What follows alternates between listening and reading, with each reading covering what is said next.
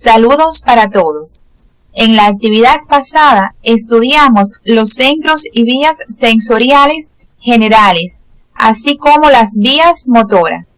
Ellos nos permiten una aproximación al conocimiento del mundo, así como la realización de un grupo de acciones encaminadas a la adaptación al medio y a su modificación en nuestro beneficio.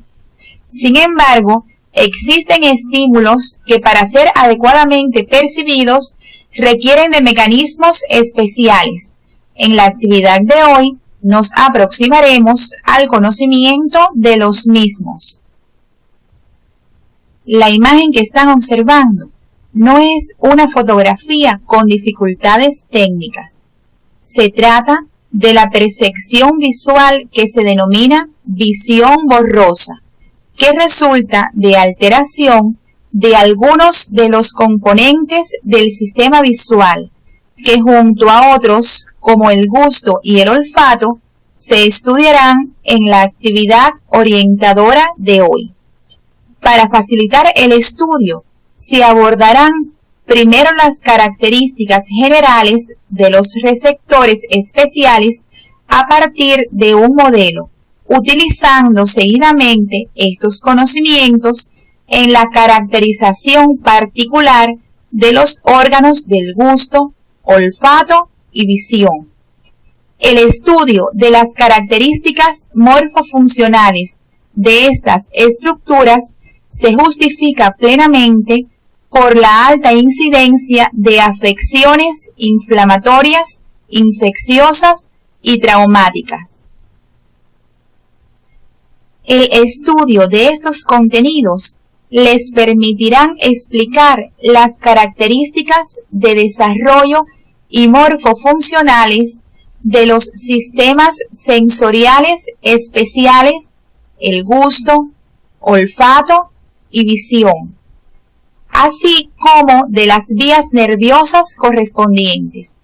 Este conocimiento contribuirá a una mejor interpretación del sistema nervioso, tanto en condiciones de normalidad como ante alteraciones del desarrollo o lesiones adquiridas. Para alcanzar estos propósitos, deben seguir en su estudio independiente las orientaciones que se ofrecen en el CD de la asignatura. Los órganos sensoriales especiales recogen la información tanto del medio externo como del interno, y como ya conocen, se dividen en dos grandes grupos. Los receptores generales ya estudiados, como los que responden al tacto, presión, dolor, calor, frío, posición y movimiento, y los receptores especiales como el olfatorio, el gustativo, el visual, los vestibulares y el auditivo. En esta actividad, como habíamos dicho, comenzaremos el estudio de los tres primeros.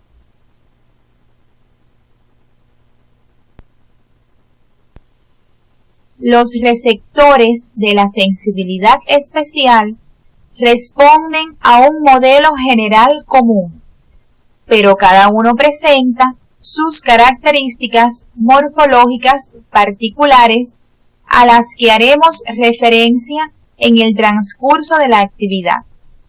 Básicamente, todos presentan células sensoriales que se especializan en la captación de estímulos, células sustentaculares que se ubican entre las neuronas y tienen función de soporte y sostén, células basales situadas hacia la base, que son indiferenciadas y tienen función de reserva, renovando a otras células. Material de la superficie es un conjunto de estructuras o sustancias que garantizan que las células receptoras capten el estímulo.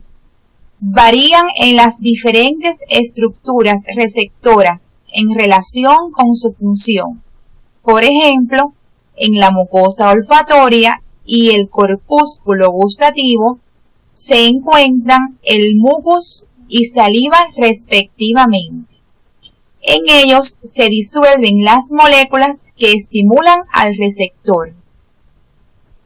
Existe otro componente que, aunque no forma parte estructuralmente del propio receptor, su interrelación funcional directa con el resto de los componentes descritos anteriormente hacen necesario su alusión en este momento, ya que garantizan el correcto funcionamiento del receptor. Nos estamos refiriendo a las estructuras anexas, que son todas aquellas indispensables para proporcionar la sustancia que en la superficie del receptor disuelve las moléculas que originan el estímulo, o aquellas estructuras que permiten la llegada del estímulo al receptor. En el presente esquema se muestra la estructura general de los receptores especiales que serán objeto de estudio. Observen los elementos que les son comunes.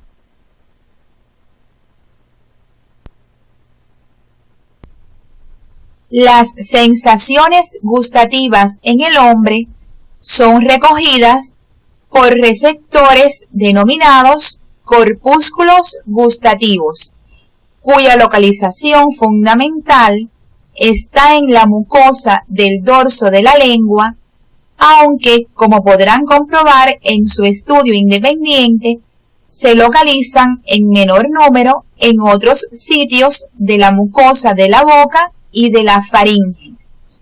Estos corpúsculos son pequeños cuerpos ovalados situados en el espesor del epitelio desde la lámina basal hasta la superficie, donde se abren en pequeñas cavidades denominadas poros o botones gustativos, que tienen el carácter de quimioreceptores. Cada corpúsculo gustativo consta de varias células alargadas dispuestas de forma concéntrica, las que se estrechan a nivel del poro gustativo, donde emiten microvellosidades. En la base de las células, las fibras aferentes de los nervios 7, 9 y 10 recogen los impulsos nerviosos que conducen la sensibilidad gustativa. Estos corpúsculos son capaces de diferenciar numerosísimos sabores sobre la base de la combinación de 4 sabores básicos. En esta microfotografía se ilustra un fragmento del epitelio de la lengua, donde se aprecian de un color más claro los corpúsculos gustativos entre las células epiteliales. A la derecha pueden observarse con mayor detalle las células que lo forman, así como el poro gustativo.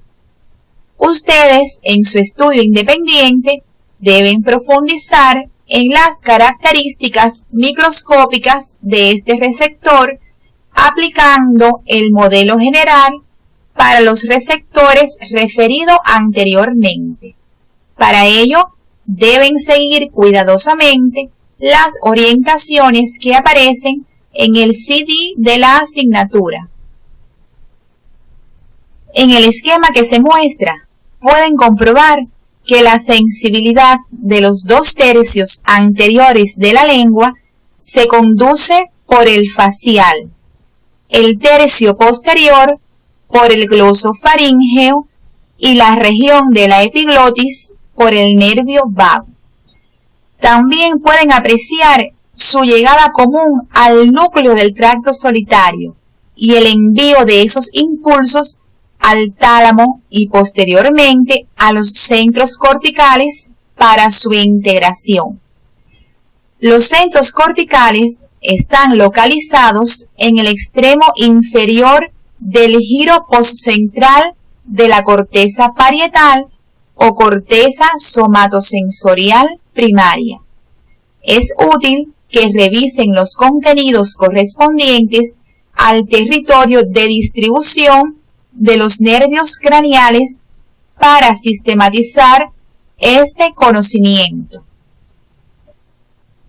Existen 4 sabores básicos: el dulce, amargo, ácido y salado. Los mismos se perciben en toda la superficie receptora. No obstante, existen regiones en la lengua más sensibles. Así, el sabor dulce se percibe mejor en la punta, el amargo en la base, el ácido en las porciones laterales y el salado en los bordes laterales y punta de la lengua. Además, en la imagen se muestran los umbrales relativos para diferentes sustancias.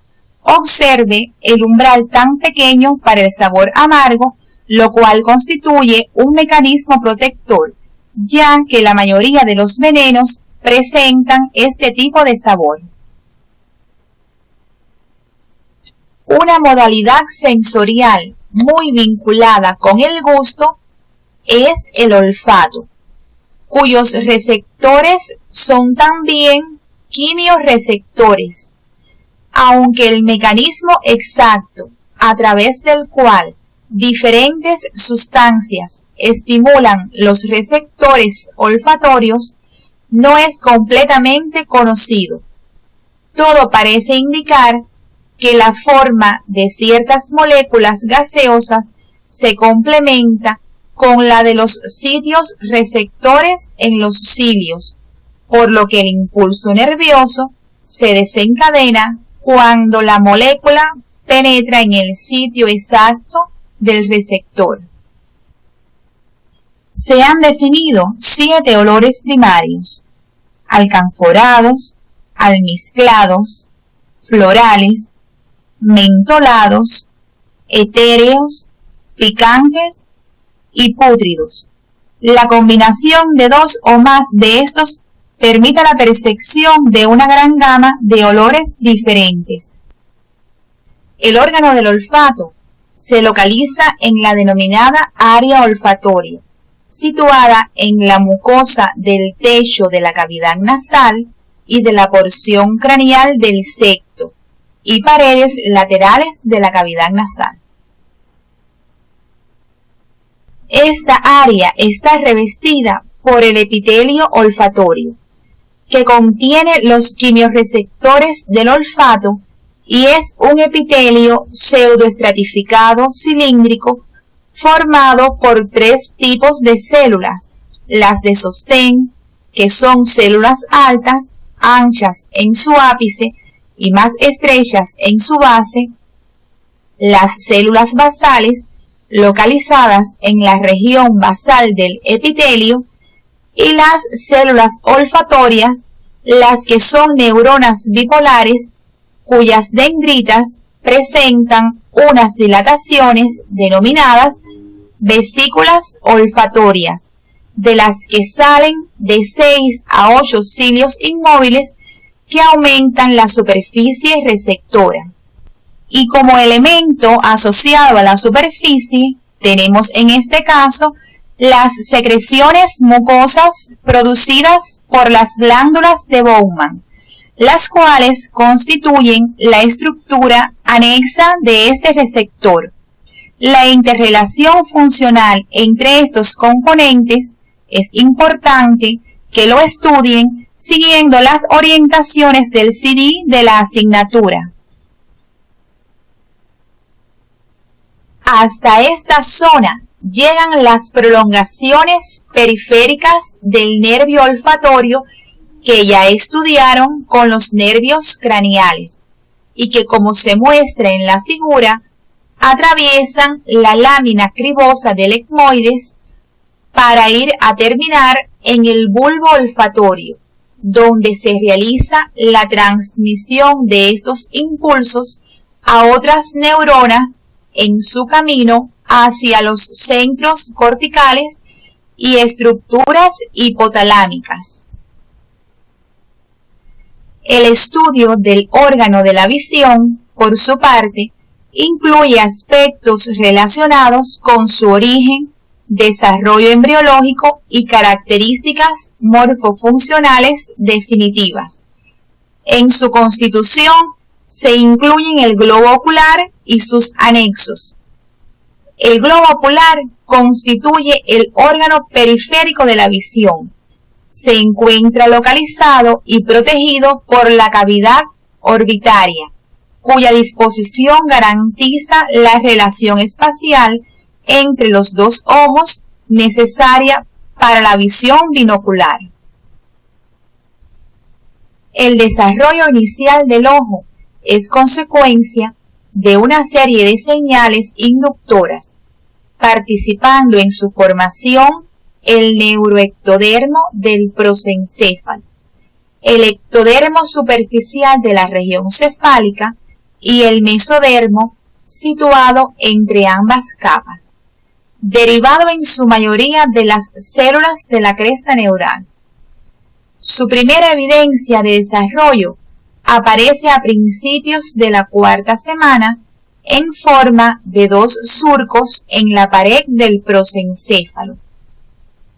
Los surcos ópticos se vaginan formando las vesículas ópticas, que se ponen en contacto con el ectodermo superficial e inducen en este la formación de la placoda del cristalino, estructura que desarrollará posteriormente el cristalino.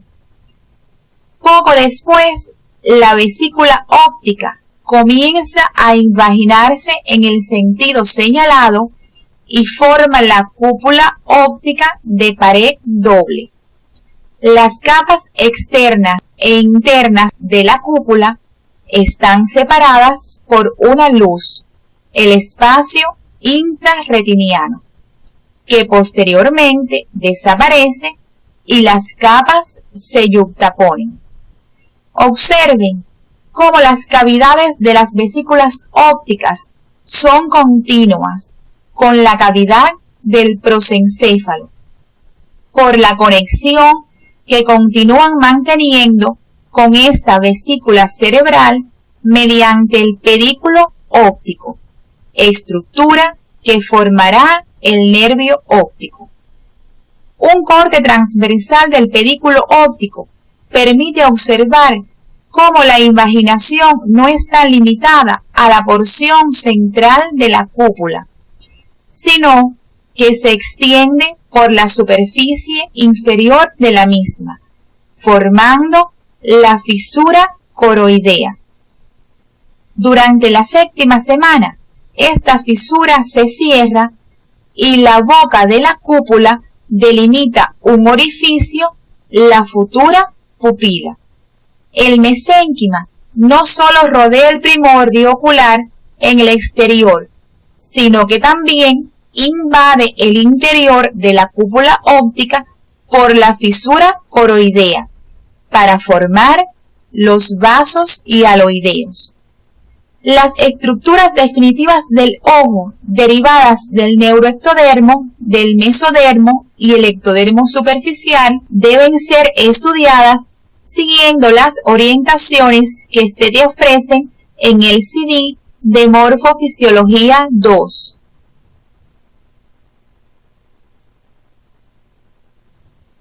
Como se puede apreciar en la imagen del corte sagital del ojo del embrión de 8 semanas, es posible distinguir en etapas precoces del desarrollo humano 3 membranas envolventes superpuestas y un conjunto de estructuras denominadas núcleo interno del ojo, que ordenadas en sentido antero-posterior se denominan humor acuoso, cristalino y humor vítreo, los que participan en la refracción de los rayos luminosos.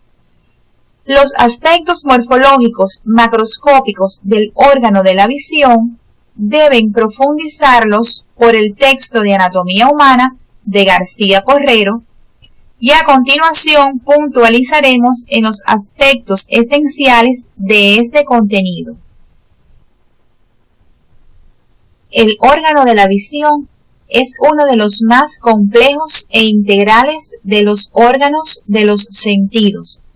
Las particularidades de sus receptores y parareceptores permiten al hombre obtener imágenes subjetivas del mundo objetivo que lo circunda y de esta forma disponer de un conocimiento más completo del mismo. En una vista anterior del ojo en el organismo vivo, se aprecia que está protegido por los párpados, los que es necesario separar para examinar la parte anterior del globo ocular.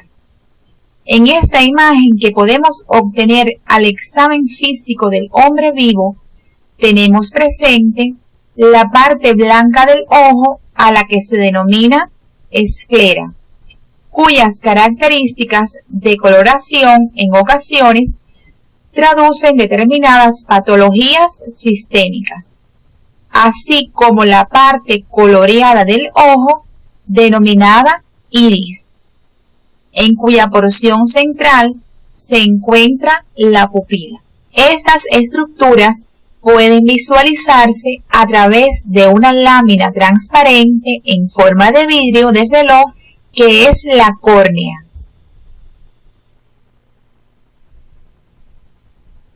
El globo ocular está constituido por 3 membranas que se disponen concéntricamente y que, situadas de la superficie a la profundidad, cumplen con las funciones de protección, nutrición y percepción. La envoltura más externa es de naturaleza fibrosa. Se divide en 2 porciones, una posterior de color blanquecino y muy resistente, llamada esclerótica, cuya superficie más externa está constituida por tejido conectivo denso y regular, y en la superficie interna una capa de tejido conectivo laxo que contiene fibroblastos, células cargadas de melanina y fibras elásticas. Una porción anterior transparente denominada córnea, a través de la cual penetran los rayos luminosos al interior del ojo, y revestida por un epitelio estratificado, plano, no queratinizado, que se renueva cada 7 días. La envoltura intermedia o vascular, también denominada tracto uveal, está dividida en 3 porciones, una posterior, la coroides, formada por tejido conectivo laxo con gran cantidad de células pigmentarias cargadas de melanina que dan el color oscuro a esta capa y es rica en capilares sanguíneos. Esta capa es muy importante para la nutrición de la retina. La segunda está situada inmediatamente por delante de la coroides. Es una estructura muscular y vascular que une la coroides con el perímetro del iris, denominada cuerpo ciliar, y sus repliegues internos, denominados procesos ciliares, segregan el humor acuoso que ocupa las cámaras anterior y posterior del ojo.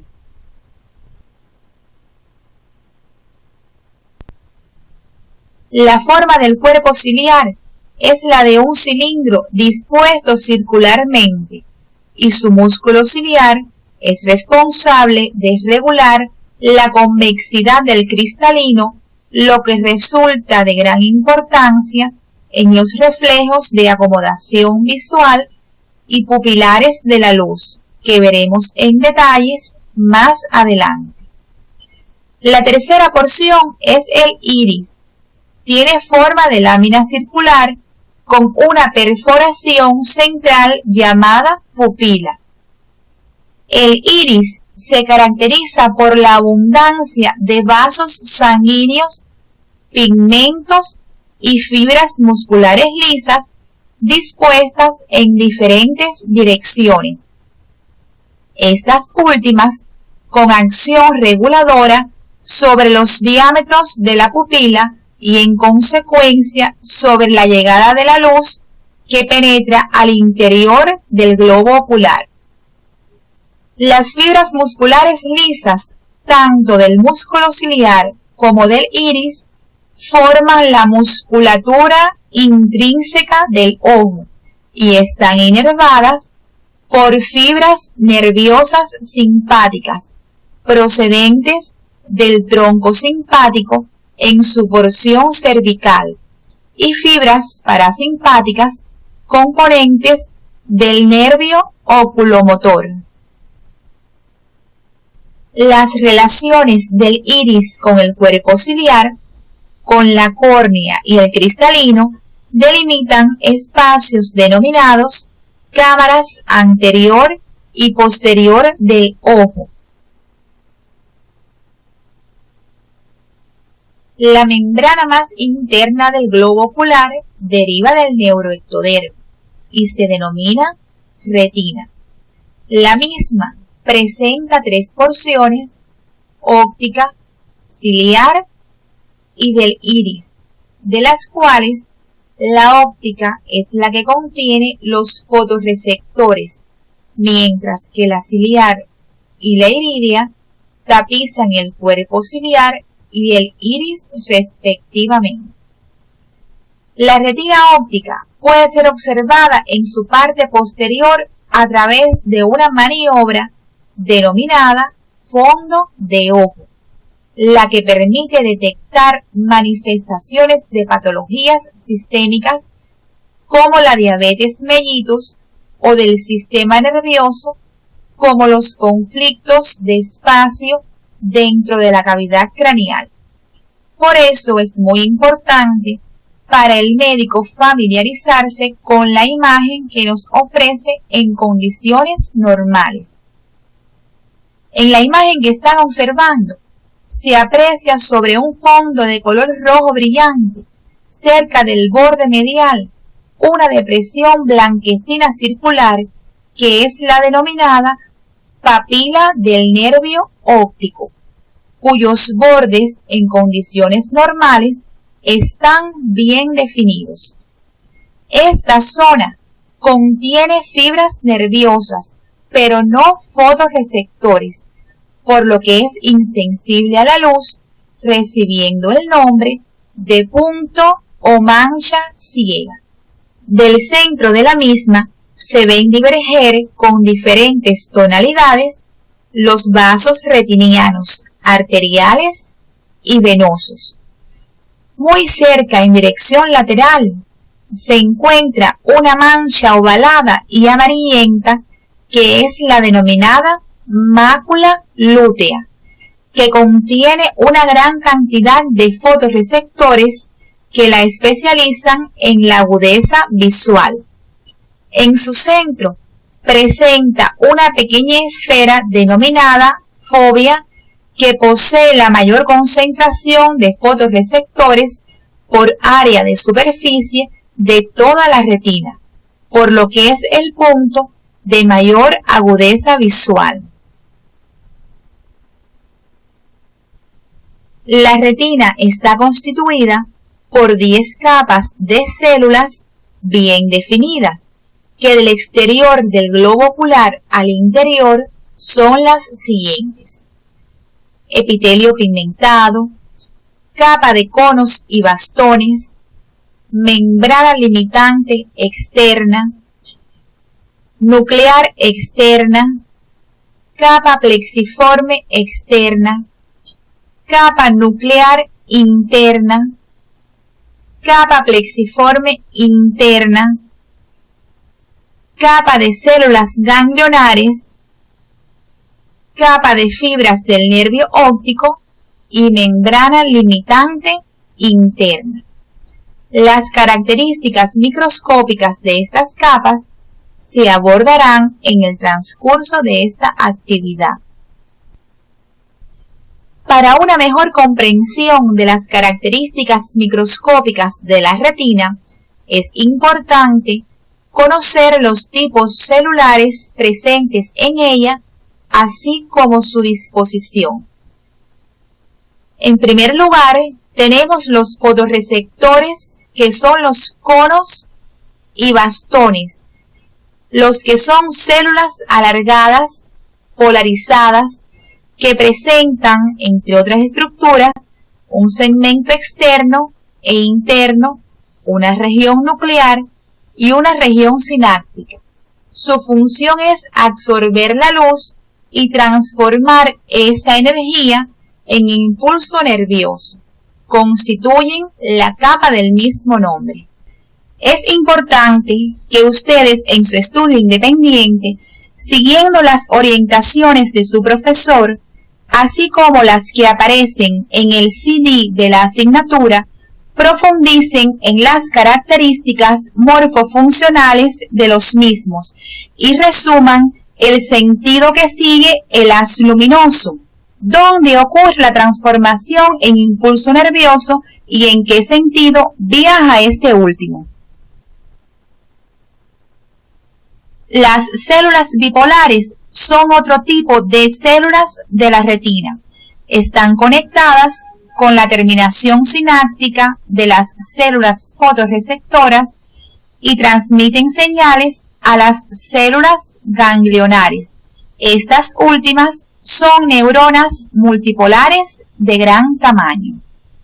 Existen otras neuronas de asociación, las llamadas células horizontales, cuyas prolongaciones, dispuestas horizontalmente, establecen contacto entre varios fotorreceptores. Las células amacrinas están en contacto con las células ganglionares. Además, existe un tipo celular que brinda sostén y nutrición a las neuronas de la retina llamado células de Müller. Es importante que ustedes en su estudio independiente, siguiendo las orientaciones del CD de la asignatura, profundicen en las características morfológicas de los tipos celulares mencionados anteriormente. La disposición de estas células da lugar a la organización de la retina en las 10 capas mencionadas anteriormente. Ustedes están observando una microfotografía óptica de la retina donde puede apreciarse la capa más externa, que es el epitelio pigmentario. Es de color oscuro debido a que las células que lo forman presentan gran cantidad de melanina en su citoplasma. Esta capa, según la Organización General de los Receptores Especiales, constituye la estructura asociada a la superficie del receptor y participa de forma importante en la absorción de la luz para la estimulación adecuada de los fotorreceptores. A continuación, le sigue la capa de conos y bastones, donde se encuentran los segmentos externos de los fotorreceptores. La capa nuclear externa es la cuarta capa de la retina, constituida principalmente por los núcleos de los conos y los bastones. La capa plexiforme externa, en la que se encuentran las sinapsis axodendríticas entre los fotorreceptores y las células bipolares, amacrinas y horizontales. La capa nuclear interna, constituida por los núcleos de las células bipolares, amacrinas, horizontales y de Müller. La capa plexiforme interna, en ella se localizan las sinapsis entre las células amacrinas, bipolares y ganglionares. La capa de células ganglionares, donde se localizan los cuerpos de estas células, y por último, la capa de fibras del nervio óptico, constituida por los axones de las células ganglionares. En el presente cuadro se muestra de forma resumida las diferentes neuronas de la retina.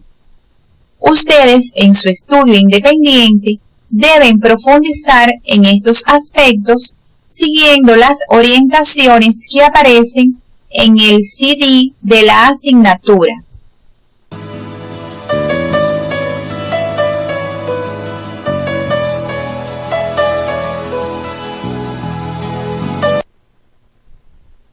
El núcleo interno del ojo está formado por elementos transparentes que actúan como lentes para la refracción de la luz y que yendo de la pupila a la retina son humor acuoso, producido por los procesos ciliares ocupando las cámaras anterior y posterior del ojo, el cristalino, lente biconvexo cuya forma se modifica durante el acto de acomodación para lograr que la formación de la imagen se produzca justamente en el punto de la retina donde se produce la transformación del estímulo en impulso nervioso, y el humor vítreo, sustancia gelatinosa que ocupa el mayor volumen en el interior del globo ocular.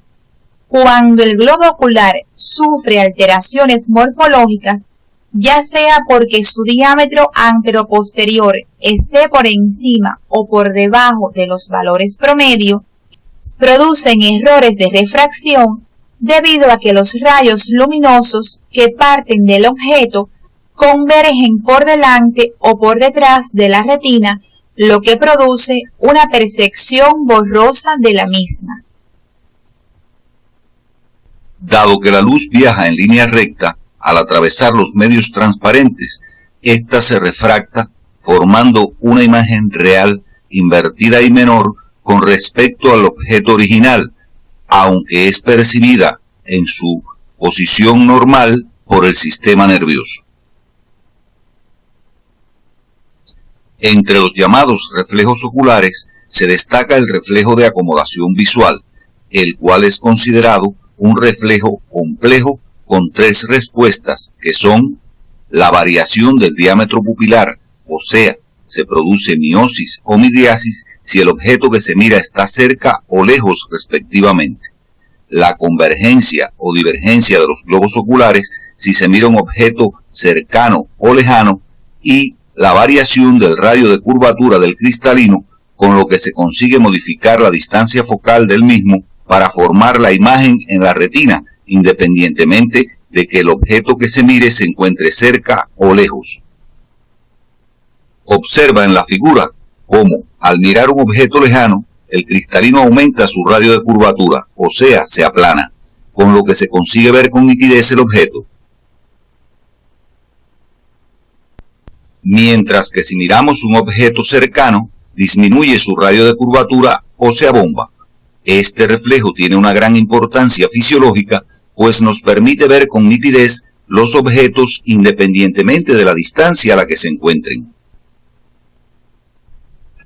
Otros reflejos oculares importantes son los llamados reflejos pupilares a la luz, cuya respuesta consiste en la disminución, miosis, o aumento, midriasis, del diámetro pupilar en respuesta al aumento o disminución respectivamente de la intensidad de la luz que incide sobre las pupilas. En la figura puedes observar las pupilas en estado normal, o sea, cuando sobre ellas incide una luz de intensidad ambiente. Al aumentar la intensidad de la luz que incide sobre las pupilas, éstas disminuyen su diámetro, o sea, responden con una miosis. Existen dos modalidades o tipos de estos reflejos. Observa en la figura cómo incide la luz sobre la pupila del ojo derecho, y ésta responde con una miosis. Este es el reflejo pupilar directo o fotomotor directo, pero fíjate cómo en la pupila del ojo izquierdo, sobre la cual no se ha producido cambio en la intensidad de luz, también se produce miosis, lo que recibe el nombre de reflejo pupilar indirecto o consensual. La explicación de este fenómeno está dada por las características de la inervación de la musculatura lisa del iris, la que debes estudiar en la bibliografía recomendada. La exploración de estos reflejos tiene aplicación práctica no solo por formar parte del examen físico de todo paciente, sino porque los mismos se alteran en algunas enfermedades, como son las meningoencefalitis, el alcoholismo y la sífilis. En la imagen que están observando se representa un fotorreceptor, en este caso un bastón. Observe que el mismo presenta un segmento externo donde se encuentra la rodopsina, que es el pigmento fotosensible, una región nuclear y una región sináptica. Cuando no incide luz sobre los receptores, la permeabilidad de la membrana para el sodio permite la entrada de este al interior de los mismos, a la vez que la bomba de sodio y potasio transporta sodio desde el interior al exterior. La combinación de estos dos efectos mantiene la polaridad del potencial de membrana en reposo del receptor. Cuando los receptores se exponen a la luz, la degradación de los fotopigmentos hace que disminuya la permeabilidad de su membrana para los iones de sodio, lo que trae como consecuencia que disminuya la entrada de sodio al interior de los receptores, y al mantenerse en funcionamiento la bomba de sodio y potasio, transportando iones de sodio desde el interior al exterior de los receptores, aumenta la electronegatividad en su interior, produciéndose una hiperpolarización de la misma, que constituye el potencial de receptor que da lugar de inmediato al potencial de acción. Este potencial de receptor es diferente al de los demás receptores conocidos. El mecanismo de adaptación a la oscuridad se pone de manifiesto cuando pasamos de un ambiente iluminado a uno oscuro o pobremente iluminado. Al encontrarnos en un ambiente bien iluminado, la relativamente alta intensidad de luz ambiente incide sobre nuestra retina, degradando una gran cantidad de fotopigmentos. En consecuencia, la concentración de esto en los receptores es baja, por lo que tienen una baja excitabilidad, de modo que se corresponden una alta intensidad del estímulo con la baja excitabilidad de los receptores, produciéndose la excitación de los mismos de manera apropiada, por lo que se produce una visión adecuada. Sin embargo, al pasar a un ambiente oscuro o muy mal iluminado, la baja cantidad de fotopigmentos en los receptores y por tanto su baja excitabilidad hacen que la baja intensidad del estímulo no sea capaz de estimularlos adecuadamente, por lo que se produce una visión inadecuada, la cual se mantiene hasta que, producto de la poca degradación de fotopigmentos, la síntesis continua de nuevos fotopigmentos hace que su concentración aumente, aumentando la excitabilidad de los receptores, con lo que la baja intensidad del estímulo es entonces suficiente para corresponderse con su alta excitabilidad y producir un adecuado proceso de excitación y por ende una visión adecuada. Existen otras teorías que explican la adaptación. Una es la teoría neural. En este caso, las células horizontales y amacrinas interconectan un mayor número de campos receptivos, aumentando la sensibilidad retiniana. Además, se produce midriasis, con lo cual aumenta la cantidad de luz que entra a la retina. Ahora, sobre la base de lo aprendido acerca del mecanismo de adaptación a la oscuridad, debes, de forma independiente, explicar los procesos del mecanismo de adaptación a la luz. Los impulsos nerviosos generados por estimulación de los conos y bastones por los rayos luminosos que llegan hasta la retina son conducidos a través de una secuencia de células nerviosas que constituyen en conjunto la vía óptica o visual. Es necesario el conocimiento de sus características para la interpretación adecuada de distintas situaciones de la práctica médica donde se presentan defectos visuales importantes por lesiones en algunos de sus componentes. Las dos primeras neuronas de esta vía se localizan en la propia retina. Los axones de las segundas neuronas abandonan el globo ocular por su polo posterior, atravesando las envolturas oculares más externas y agrupados en un manojo compacto forman el nervio óptico. Esta estructura sale de la cavidad orbitaria por el canal del nervio óptico y penetra en la fosa craneal media a ambos lados de la silla turca por su parte anterior. A este nivel, las fibras nerviosas procedentes de las partes nasales de ambas retinas cruzan al lado contrario y forman el quiasma óptico, situado transversalmente por delante de la silla turca, mientras que las fibras procedentes de las partes temporales no lo hacen. De esa manera, se continúan hacia atrás a ambos lados de la línea media fibras de la retina nasal contralaterales y fibras temporales del mismo lado, formándose el tracto óptico o cintilla óptica.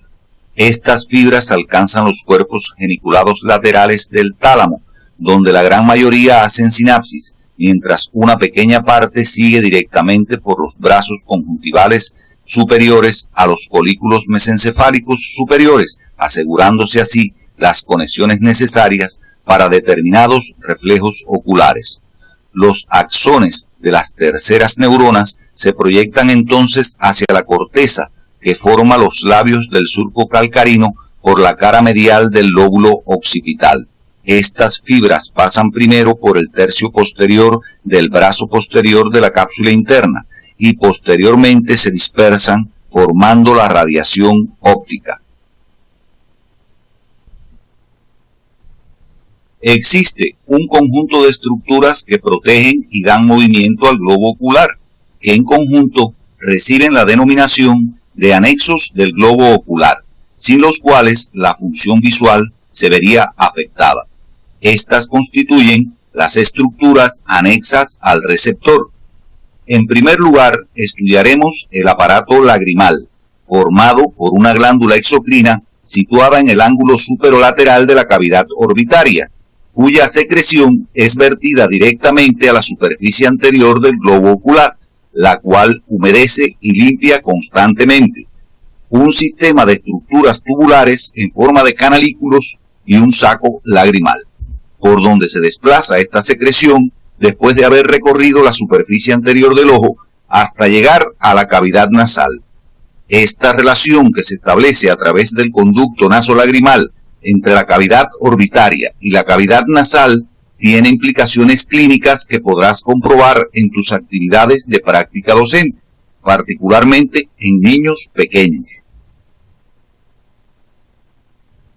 Otro de los componentes de los anexos del globo ocular son los músculos extrínsecos, los que conforman un pequeño sistema motor formado por 7 músculos estriados. En sentido general, están insertados por un tendón común en el vértice de la cavidad orbitaria, desde donde se proyectan hacia adelante para terminar en la superficie externa del ojo, a nivel de la esclerótica, de manera que al contraerse hacen rotar el ojo sobre un eje determinado. Existen 2 músculos que no cumplen exactamente con esta descripción general, uno que se inserta de manera independiente en el piso de la cavidad orbitaria y no mediante el tendón común en el vértice de dicha cavidad, el músculo oblicuo inferior, y otro cuyas fibras no se insertan en la esclerótica, sino que se dispersan en el espesor del párpado superior y al contraerse lo elevan, el músculo elevador del párpado. De los músculos insertados en la esclerótica, 4 son rectos, medial, lateral, superior e inferior, y al contraerse mueven el ojo según la dirección que indica su nombre. Los otros 2 se disponen oblicuamente. El músculo oblicuo superior tiene un tendón intermedio con fijación en la pared medial de la cavidad orbitaria, lo cual condiciona un cambio de dirección de sus fibras y al contraerse mueven el ojo hacia abajo y lateralmente. Por su parte, el músculo oblicuo inferior está insertado por uno de sus extremos en el piso de la cavidad orbitaria y por el otro en la superficie ocular, de manera que al contraerse lo hace rotar hacia arriba y lateralmente.